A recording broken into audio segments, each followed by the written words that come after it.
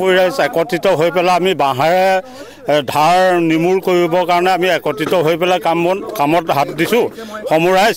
আমি সেয়েহে চৰকাৰলৈ আমি অপেক্ষা নকৰি সমূহ ভকত চাপৰি ৰাইজে চাপৰিটো নিমূল কৰিবৰ কাৰণে আমি একত্ৰিত হৈ পেলাই কামবোৰ কৰা হৈছে।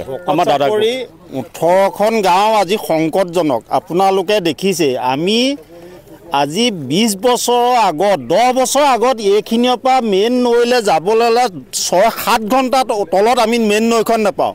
আজি 6-7 বছৰে ব্ৰহ্মপুত্ৰ ব'ৰ্ডে ইয়াত মাজুলী সুৰক্ষাৰ নামত যিটো ভেকু ভাওনা পাতি আছে, সেই ভেকু ভাওনাত ভকত চাপৰি 18খন গাঁও, এতিয়া 4খন গাঁও প্ৰায় শেষ হৈ গ'ল।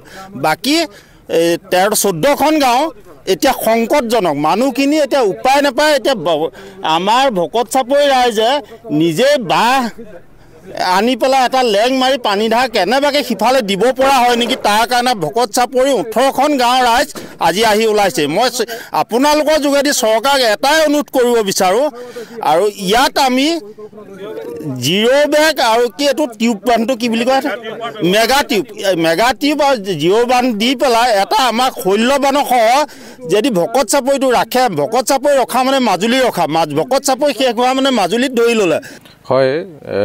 সিদিনা আমি দেখিছোঁ আমাৰ বিধায়ক ডাঙৰীয়া এই অঞ্চলত কখনীয়া অঞ্চলত গৈছিলে আৰু পৰিদৰ্শন কৰিছিলে, আৰু তেখেতে গোটেই সমস্যাখিনি অধ্যয়ন কৰিলে আৰু তৎপৰতাৰে বিভাগীয় কৰ্তৃপক্ষক কাম কৰাৰ কাৰণে নিৰ্দেশনা দিছিলে। আৰু ইতিমধ্যে আমি কাম কৰা দেখা পাইছোঁ।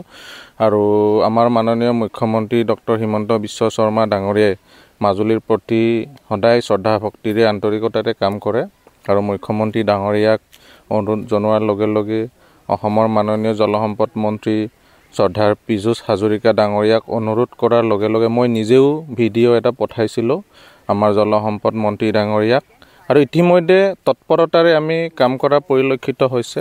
আৰু আমাৰ সন্মানীয় শ্ৰদ্ধাৰ ৰাইজকো অনুৰোধ জনাম, আমি সকলোৱে সহযোগিতাৰে আমি কাম কৰিব লাগিব।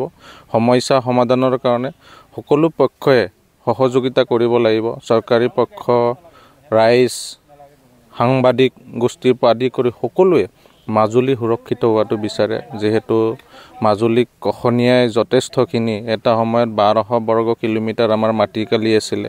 ইতিমধ্যে আমি দেখা পাইছোঁ 400 বৰ্গ কিলোমিটাৰো আমাৰ মাটিৰ কালি নাই।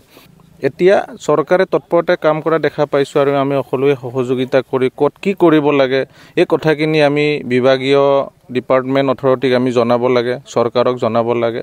আৰু জনোৱাৰ লগে লগে এই 2-3 দিনৰ পিছতে কাম কৰা আমি পৰিলক্ষিত হৈছে। আমি আশাবাদী যে মুখ্যমন্ত্ৰী ডাঙৰীয়াই পদক্ষেপ গ্ৰহণ কৰি ইতিমধ্যে ব্ৰহ্মপুত্ৰ ব'ৰ্ডক প্ৰায় 50 কোটিৰ এটা ফাণ্ডেৰে কাম কৰা দেখা পাইছোঁ, খবৰ পাইছোঁ। নিশ্চয়কৈ সংৰক্ষণ বা গৰাখহনীয়া ৰক্ষা কৰিব বুলি মোৰ আশাবাদী।